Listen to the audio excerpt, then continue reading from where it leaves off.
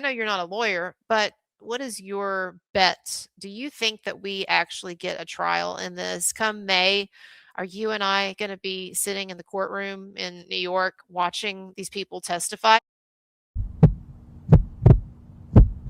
So, for people who don't know, right as of now, CJ, when is the trial? We're talking about Blake Lively versus Justin Baldoni. When is the trial scheduled for? What It month? was originally scheduled for March, so we were like right around the corner from it, but it just got rescheduled to May 6th.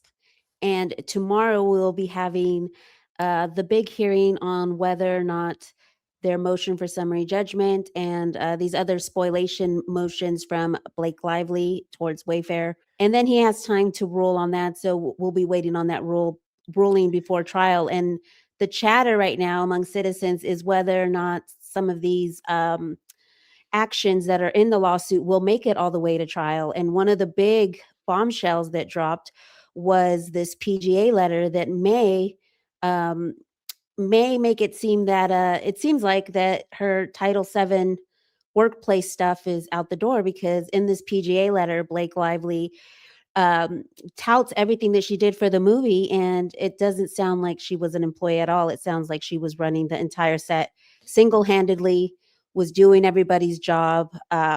It's a remarkable document, like Alexandra Shapiro put in her motion. It's literally, I think, their smoking gun.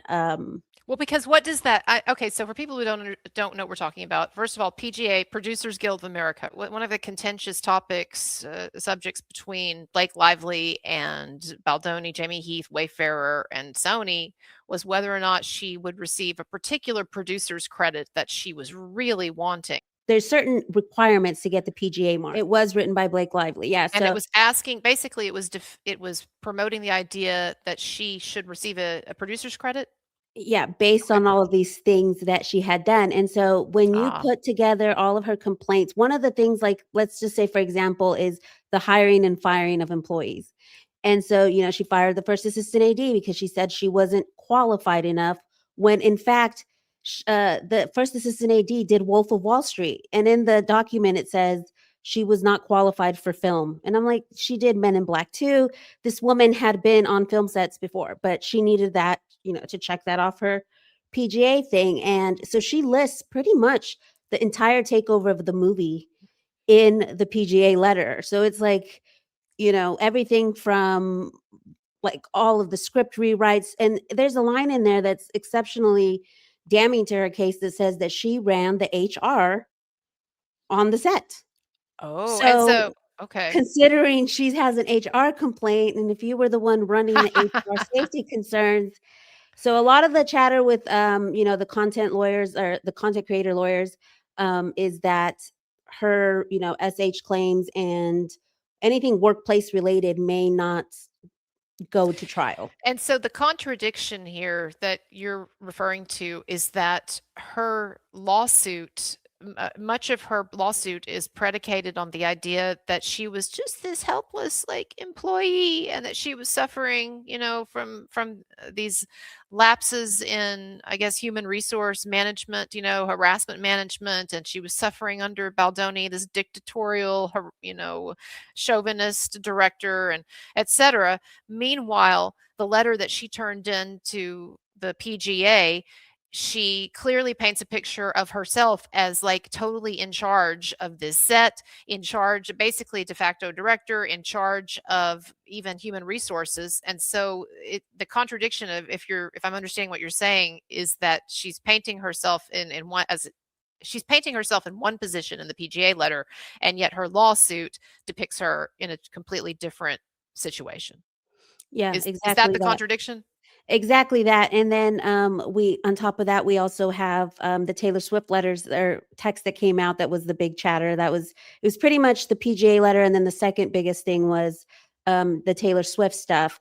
And in one of those text messages, she tells Taylor Swift, this was his last chance to even have an appearance of having an upper hand. He was referring there in that text to the trailer, saying that if he was smart, he wouldn't let you put me on the trailer, because now I'm your ally. Basically, what she did, she used the song to get stuff done, And so they were basically saying, like, if he was smart, he wouldn't let you do that because now I'm your ally and you have this song over him because in order to get it into the movie, now you have control. So basically saying, oh, yeah, that was dumb of him. Blake says something, and I'm paraphrasing, that was dumb of him because that was kind of his last chance to have the upper hand, So stating he didn't have basically, an upper hand at the time. right, basically Taylor Swift and Blake Lively were acknowledging the fact that once Baldoni allowed Taylor Swift into this movie or allowed her to participate, so to speak, that basically he was allowing an ally of Blake Lively in to gang up against him essentially, right? That's what's being As said here. leverage, more so. That's how I understood it, and again, you don't have an alleged bar like I do on my show, allegedly for entertainment purposes, but, that's what seems to be that's what the evidence seems to be showing, at least how I interpret it, as well as, some of the other, creators that have been combing through, it was so much. So I think the 2 biggest things was the PGA letter, the Taylor Swift text, there was a ton of damning texts, aside from that, just where, you can see the takeover, the way they're speaking to each other. And right now the camps are kind of split on like, was Taylor, um, should there be heat on Taylor or not? Everybody wants to give her heat.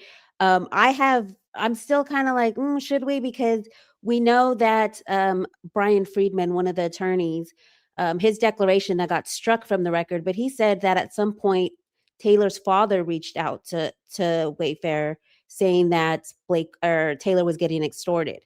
So that Mm. got stricken from the record, and a lot of When people still was think that? When was that? When do you think that was, Taylor's I dad think, in the contacted them? spring in oh, when he contacted them, that was in February, Valentine's Day, around Valentine's Day, After in after the 2025? lawsuit, 2025. So basically, in February, after all of this had dropped and Baldoni's lawsuit and Blake Lively's complaint and the whole story had sort of exploded, Taylor Swift's dad contacts Wayfarer. It seems as a kind of an olive branch or seeking some kind of assistance or understanding or something, and basically said, "My daughter is being extorted by Blake Lively." That's what the declaration seemed to say by Bryan Freedman, and again, it was stricken from the record, and a lot of people don't think that that actually happened, that Freedman made it up or whatever. And then today an article came out saying that she was gonna be a hostile witness for Wayfair. I thought that maybe that was planted by Lively's camp, because for me, I don't know, I just feel like Mhm. Freedman wouldn't have put his name on the line for that declaration. I mean, I don't know how it works with punishment as far as that. I don't believe they sanctioned him or anything.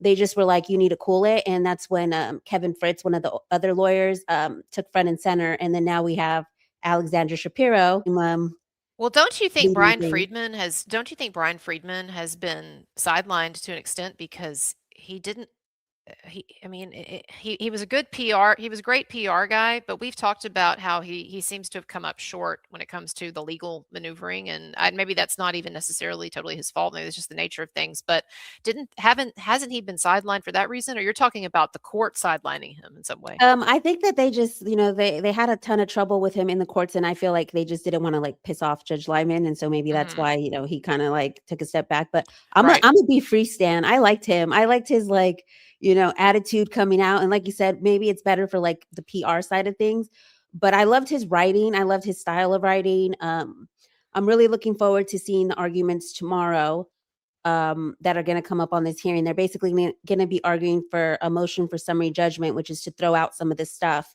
Mhm. And I don't know who's going to argue it. If Gottlieb on Blake's side will argue it, because he argued for Drake during Drake versus UMG, and he Mhm. lost. In the footnote of that ruling, it shows that he messed up by not letting the judge know exactly which lyrics applied to the defamation claims and all that stuff.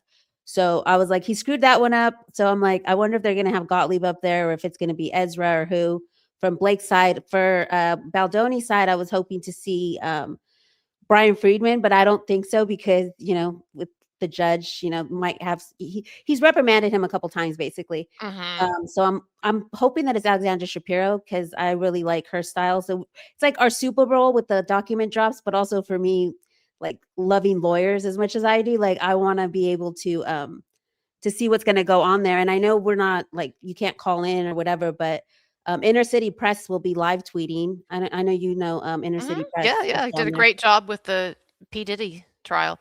So, the thing is I feel I feel split, ambivalent about Bryan Freedman in a number of ways, as I think a lot of people do, and I think it's kind of a similar situation to what we saw with, Johnny Depp and Adam Waldman, because Adam Waldman, I think, like Bryan Freedman, is a kind of a double-edged sword. On the one hand, they're really, really great at fighting the PR battle. They understand the PR battle. They can get down and dirty if needed.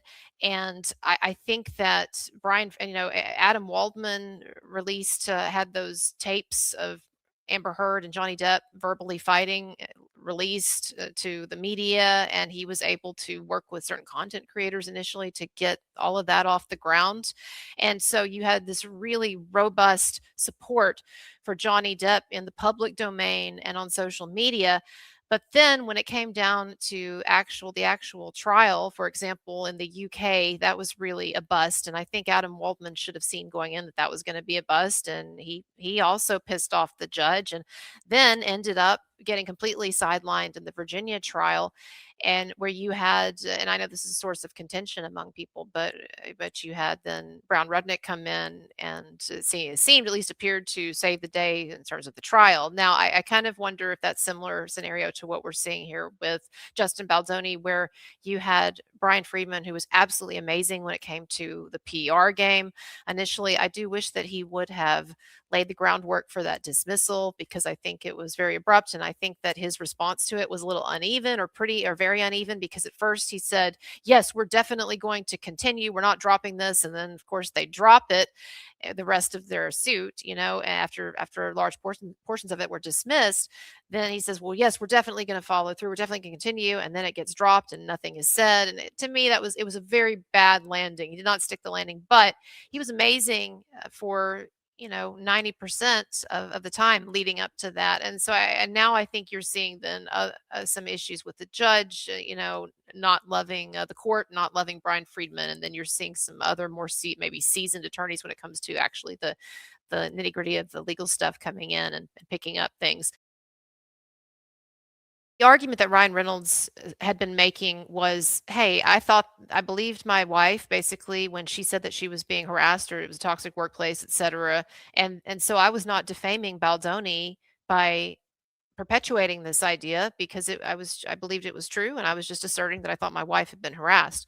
And so that's why he said it was a frivolous lawsuit, frivolous claims by Wayfair and Baldoni, right? So this kind of challenges that and Yeah, shows. a bunch of text messages dropped yesterday between him and WME executives. I thought we might see Ari in there, but we didn't. We didn't see Ari Emanuel. We saw Patrick Whitesell, who's pretty big up there, and other people that Lauren he was Sanchez's communicating with. ex, by the way, he was the one who got cuckolded by Jeff Bezos, but anyway. Oh, was it Patrick? Yeah, Oh, he's her that's ex, yeah. hilarious.